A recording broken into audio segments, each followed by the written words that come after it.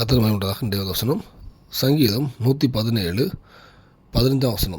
நீதிமானுடைய கூடாரங்களில் இரட்சிப்பின் கம்பீர சத்தம் உண்டு, கர்த்தரின் வலதுகரம் பராக்கிரமம் செய்யும். கர்த்தர் மகிமையுண்டதாக.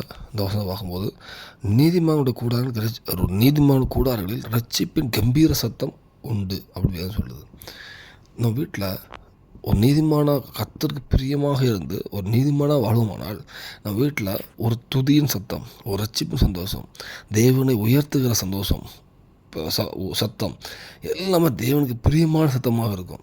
இப்போ நம்ம வீட்டில் எப்போ இங்கே நீதிமான ஒரு பரிசுத்தம் இல்லை, தேவனுக்கு பிரியமாக அந்த வீடு இல்லாத பட்சத்தில் அந்த வீட்டில் என்னெல்லாம் வரும்? முறுமுறுப்பு வரும், அழுகை வரும், புறங்கூறுதல், அடுத்தவங்களை பேசுகிறது, என்னென்ன சத்தம் வருதோ எல்லாமே கர்த்தர் விரும்பாத சத்தமாக இருக்கும்.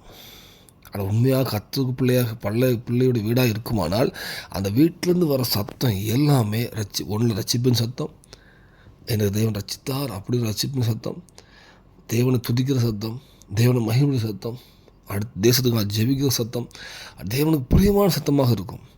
இந்த வேளையில் நம்ம வீடு இல்லை என்ன சத்தம் ஒலிக்குது நம்ம நிதானித்து பார்ப்போம். நம்ம வீட்டில் என்ன சத்தம் வருது?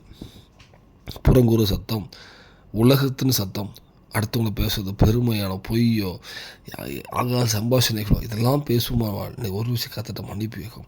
நம்ம வீட்டில் எப்பொழுதும் தேவனை உயர்த்த தேவனுக்கு பிரியமான ஒரு ரட்சிப்பின் சந்தோஷம், ரட்சிப்பின் சத்தம், ரட்சிப்பின் கம்பீர சத்தம் எப்போது வீட்டிலோட எல்லா விஷயத்துலையுமே அந்த தேவன் நம்ம ரட்சித்தது பெரிய விஷயம். அந்த ரட்சிப்பின் கம்பீர சத்தம், ஒரு ஜெயமும் அது வரும்போது எல்லா வீட்லேயுமே ஒரு கம்பீரம் வந்துடும், ஒரு ஜெயம் வரும், சமாதானம், எல்லா வீட்லேயுமே எங்கெங்கே சத்தம் வருதோ எல்லாமே தேவனுக்கு பிரியமான சத்தமாக இருக்கும். இந்த வேலையில் நம்ம அர்ப்பணிப்போம், வாழ்க்கை சீர்படுத்தும். அப்படி இருக்கும்போது நீங்கள் நீதிமானாக இருந்து அப்படி ஒரு மகிமையாக இருக்கும்போது உங்கள் வீட்டில் தேவன் வாசம் பண்ணுவார். அப்போது உங்களுக்கு வருகிற ரட்சிப்பு ஒரு கம்பீரமாக இருக்கும். எல்லாவற்றிலும் ரசிப்பீங்க. ஆவிக்கும் ரசிப்பாக தான் சரி, பூமியில் ஒரு ரசிப்பாக தான், எல்லாவற்றிலும் ஒரு கம்பீரம் தருவார், சாட்சியை தருவார். இந்த பூமியிலும் சாட்சியாக தருவார். நீங்கள் அர்ப்பணிப்போம், தேவனுக்கு பிரியமாக வாழ்வோம், தேவன் சொல்லுகிற மாதிரி வாழ்வோம். அந்த வீடே தேவனுக்கு பிரியமாக, தேவனுடைய அந்த பரலோகமாக, குட்டி பரலோகமாக மாறிடும்.